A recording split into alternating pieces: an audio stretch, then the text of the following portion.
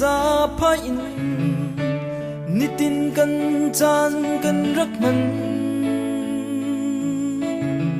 ni le chan na ni aliam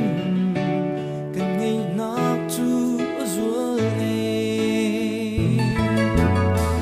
se mongol ni phai na tu kun do chu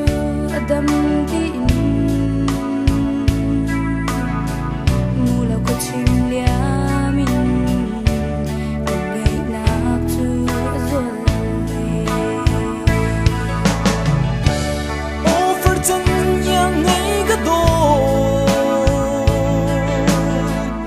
bar bia long chun azalo yun tanga se joy di usi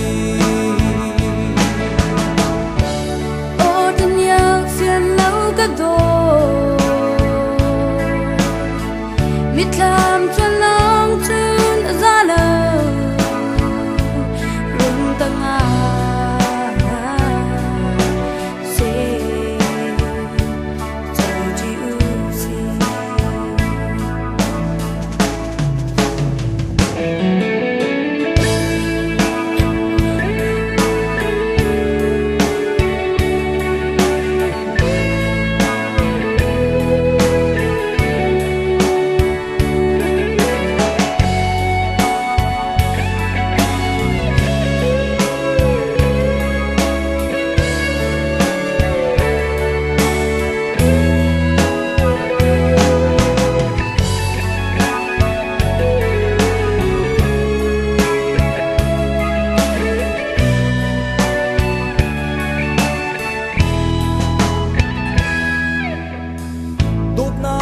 za phain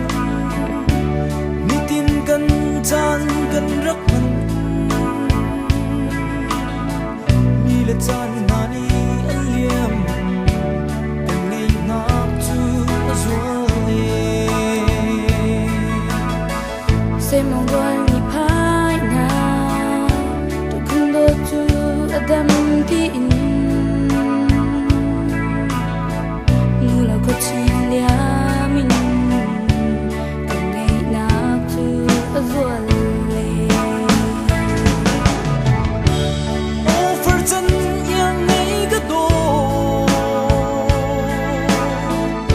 bar bia long chun azalo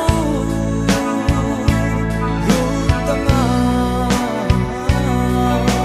se joy di usi o dunya fian lau ka do mitlam chun long chun azalo yun tanga